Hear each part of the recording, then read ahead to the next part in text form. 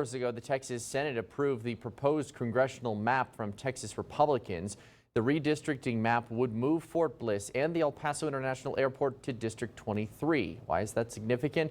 It's represented by Congressman Tony Gonzalez, who lives in San Antonio. ABC 7's Rosemary Montañez is live with the details. Rosemary. Eric, with this proposed map, Congresswoman Escobar would not represent Fort Bliss, which is a part of her congressional district, which is District 16. Earlier today, despite opposition from State Senator Cesar Blanco to keep the military installation in the district, the Senate ultimately voted down his proposed amendment.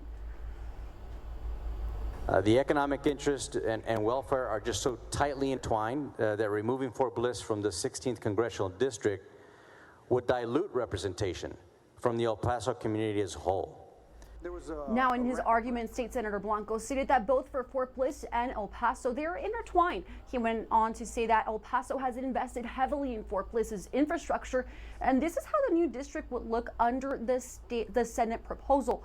During the meeting, Democrat State Senator Jose Menendez said he was concerned with Congressman Gonzalez representing multiple military bases, questioning whether it could lead to a conflict of interest. However, Texas Republicans said they feel comfortable that Gonzalez would represent Fort Bliss properly. A congressperson that is currently living in the San Antonio region, representing a base in El Paso, a base in Del Rio, and a base in San Antonio. The strongest voice is the member of Congress typically that lives right next to the base. And he understands intimately the dynamic importance of Fort Bliss to El Paso.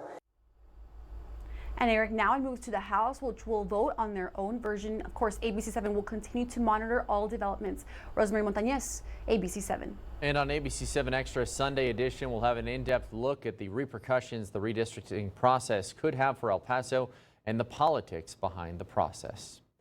Health experts say they are